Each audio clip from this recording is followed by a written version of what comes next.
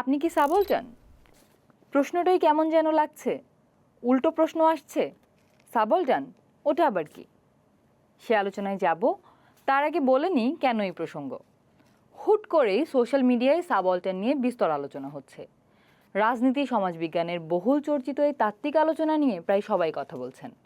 কেউ কেউ নিজেকে বা সমগোত্রীয় কাউকে দিচ্ছেন সাবলটান তকমা। কিন্তু ঘটনা আসলে কি? ঘটনার শুরু ডক্টর নাবিলা ইদ্রিসের একটি বক্তব্য থেকে। সম্প্রতি অক্সফোর্ড ইউনিয়নের প্যানেলে বক্তব্য দেন সংসদ সদস্য হাসনাত আবদুল্লাহ, ঢাকা বিশ্ববিদ্যালয়ের শিক্ষার্থী সংসদের ভিপি সাদিক কায়েম ও নাবিলা ইদ্রিস। এ নিয়ে আলোচনা তর্ক বিতর্ক কম হয়নি, কিন্তু তাকে ছাপিয়ে গেছে নাবিলা ইদ্রিসের এক ফেসবুক পোস্টের কল্যাণে। নিজের ফেসবুক আইডিতে দেওয়া এক পোস্টে নাবিলা লিখেছেন, the problem is not can the subaltern speak, it is ইনানিল্লা দ্য সাবলটান ইজ স্পিকিং। অর্থাৎ নাবিলার ভাষ্য অনুযায়ী সাবলটানরা কথা বলতে পারে কিনা এটা কোনো সমস্যা না, বরং সমস্যা হচ্ছে সাবলটানরা এখন কথা বলছে, ব্যাস, আর যাই কোথায়। সবাই নেমে গেল সাবলটান নিয়ে নিজের মত দিতে। এক পক্ষ সরাসরি নাবিলার পক্ষ হয়ে হাতা গুটিয়ে নেমে পড়লেন, আরেক পক্ষ নাবিলা, হাসনাত বা সাদিক কায়েমরা যে সাবলটান নন তা প্রমাণে ব্যস্ত হয়ে গেলেন। এই সবই চলল এবং এখনও চলছে সামাজিক যোগাযোগ মাধ্যমেই।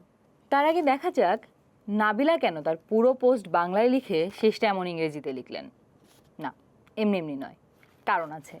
আর কারণটি হলো ক্যান দ্য সাবলটান স্পিক, এটি একটি বিখ্যাত প্রবন্ধ যার লেখক গায়ত্রী চক্রবর্তী স্পিভাক। এই প্রবন্ধকে ধরা হয় সাবলটান সম্পর্কিত তাত্ত্বিক আলোচনার অন্যতম ভিত হিসেবে।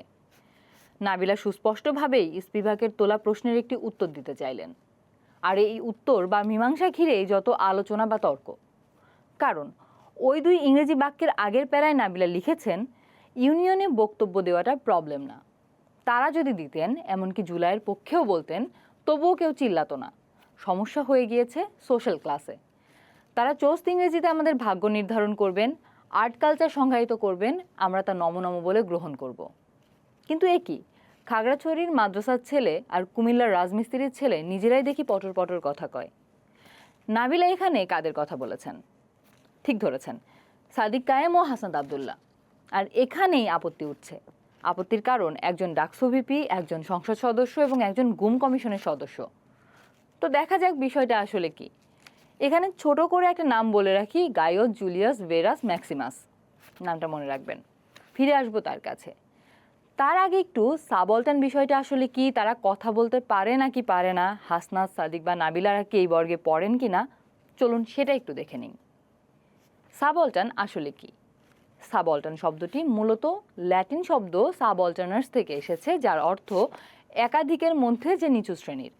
সামরিক পরিভাষায় তাকালে আর একটু স্পষ্টভাবে বোঝা যাবে।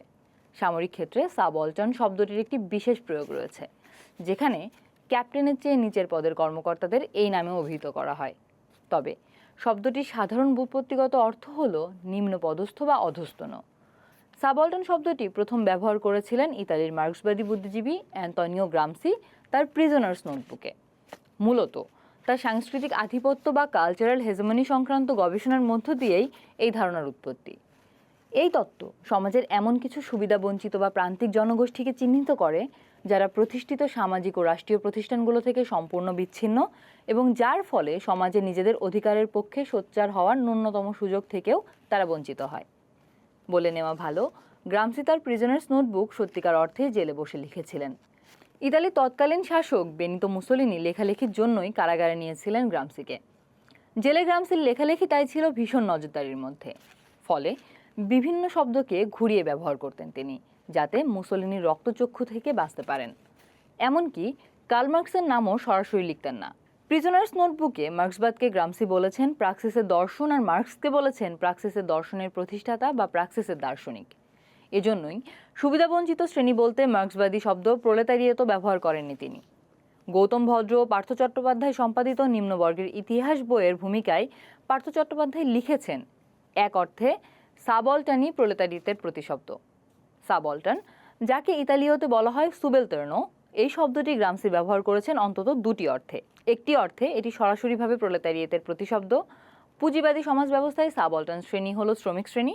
তবে মোটা দাগে পুঁজিবাদী সমাজ ব্যবস্থায় শুধু নয়, শ্রেণী বিভক্ত সমাজের অন্যান্য ঐতিহাসিক পর্বেও সাবঅল্টার্ন শ্রেণীর কথা বলেছেন গ্রামসি। স্পষ্টতই এখানে সাবঅল্টার্নের অর্থ শিল্প শ্রমিক শ্রেণী নয়, বরং যে কোনো শ্রেণী বিভক্ত সমাজে ক্ষমতা বিন্যাসের কয়েকটি সাধারণ বৈশিষ্ট্যের কথা উঠছে এখানে। এই বিন্যাসকে গ্রামসি দেখেছেন একটি সামাজিক সম্পর্কের প্রক্রিয়ার মধ্যে, যার এক মেরুতে অবস্থিত প্রভুত্বের অধিকারী ডমিন্যান্ট শ্রেণী, অপর মেরুতে যারা অধীন সেই সাবঅল্টার্ন শ্রেণী। তাহলে কি দাঁড়ালো? অধৈর্য হবেন না, আর একটু অপেক্ষা করতে হবে।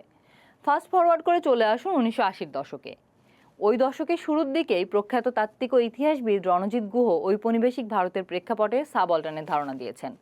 সে সময় রণজিৎ গুহ এবং একদল গবেষক সাবঅল্টার্ন স্টাডিজের নামে এক নতুন ধারার লেখালেখি শুরু করেন, যা দক্ষিণ এশিয়ার ইতিহাস লেখার ধরনে এক বড় বিপ্লব আনে। এর মাধ্যমে ইতিহাসের মূল নজর শাসক ও ধনীদের ওপর থেকে সরিয়ে সমাজে শোষিত, গরিব ও অবহেলিত সাধারণ মানুষের স্বাধীন ভূমিকার উপরে নিয়ে আসা হয়। পরে সাবঅল্টার্ন স্টাডিজের বাংলা করা হয় নিম্নবর্গের ইতিহাস। এই নিম্নবর্গ বা সাবঅল্টার্ন আসলে কারা? এর উত্তর উদাহরণসহ শুনতে গেলে ক্লান্ত হয়ে যেতে পারেন, বরং উচ্চবর্গ কারা তা জানা যাক। রণজিৎ গুহ উচ্চবর্গ বলতে সরকারি ও বেসরকারি দুই ঘরানার উচ্চবর্গের কথা বলেছেন।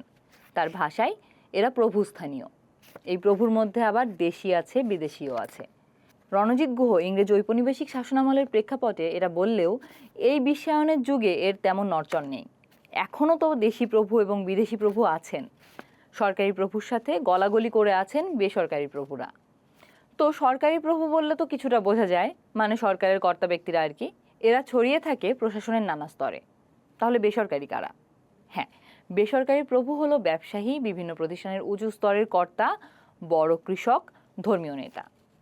বাকি যারা, তারাই নিম্নবর্গ, মোটা দাগে সাবঅল্টার্ন। সোজা বাংলায় ধরুন একজন রাজা বা রানী। পদাধিকার বলেই তো তিনি প্রভু, আর তার মন্ত্রী থেকে শুরু করে পাইক পেয়াদা এরা সবাই সেই ক্ষমতার ধারক। এবার এই রাজত্বের এক ক্ষুদ্র কৃষক বা জেলে বা মাঝি বা শ্রমিকের কথা ভাবুন। তার কোনো কথা কি শোনা যায়? তাকে নিয়ে যে হাজারটা পরিকল্পনা করা হয়, সেখানে তার চাওয়া জানতে চায় কেউ? এক কথায় উত্তর হলো না। সাবঅল্টার্ন হলো মৌচাকের সেই শ্রমিক মৌমাছিটি, যে রানী ও তার পাহারাদার মৌমাছিগুলোর পাশে ঘেঁষতেই পারে না। বলতে পারা তো দূরের কথা। ঠিক এই প্রশ্নই করেছিলেন Gayatri Chakravorty Spivak. Can the subaltern speak? সারা জাগানো এই প্রবন্ধের শেষে স্পিভাক প্রশ্নটির উত্তরও খুঁজে পেয়েছিলেন। সাবঅল্টার্নরা কথা বলতে পারে না, মানে নিম্নবর্গের মানুষের মুখ থাকলেও তাদের কথাটি কান পর্যন্ত পৌঁছায় না। তাহলে নাবিলা ইদ্রিস কি বলছেন? সাবঅল্টার্ন কথা বলছে, এটাই সমস্যা। আসলেই কি সাবঅল্টার্ন কথা বলছে? মানবাধিকার কর্মী নাবিলা এক্ষেত্রে তার দুই সহযাত্রী হাসনাত আবদুল্লাহ ও সাদিক কায়েমের কথা বলছেন। স্পষ্ট ইঙ্গিত যে সাবঅল্টার্ন হয়ে অক্সফোর্ড ইউনিয়নে বক্তব্য দিয়েছেন হাসনাত ও সাদিক, আর এখানেই অন্যদের আপত্তি। কেন? চলুন সেই নামটির কাছে। মনে রাখতে বলেছিলাম যার কথা, সেই গায়স জুলিয়াস ভেরাস ম্যাক্সিমাসের কাছে। রোমের সম্রাট তিনি, তাহলে প্রভু তো বটেই। নাবিলার কথা মানলে ম্যাক্সিমাসকেও কিন্তু সাবঅল্টার্ন বলতে হবে, কারণ তিনি উঠে এসেছিলেন একেবারে সাধারণ প্রান্তিক এক পরিবার থেকে। তারপর সৈনিক, সামাজিক ও সামরিক পরিভাষা উভয় বিবেচনাতেই তাকে সাবঅল্টার্ন বলা যায়। কিন্তু তিনি যখন সম্রাট হয়ে বসেন, তখন কি আর সাবঅল্টার্ন থাকেন, নাকি সাবঅল্টার্নকে পুঁজি করে তিনি শাসক হন? এ প্রশ্ন ও এর উত্তরেই আছে সাবঅল্টার্ন নিয়ে বাংলাদেশের সোশ্যাল মিডিয়ায় চলতে থাকা বিতর্কের কেন্দ্রটি। তো এতক্ষণ ধরে শুনে আপনার কি মনে হচ্ছে? আপনি কি সাবঅল্টার্ন? আপনি কি কথা বলতে পারেন? মানে আপনার কথা কি শোনা যায়? অথবা সংসদ সদস্য হাসনাত আবদুল্লাহ, ডাকসু ভিপি সাদিক কায়েম, কিংবা আলোচনার সূচনা বিন্দুতে থাকা মানবাধিকার কর্মী ও গুম কমিশনের সদস্য নাবিলা ইদ্রিস কি সাবঅল্টার্ন?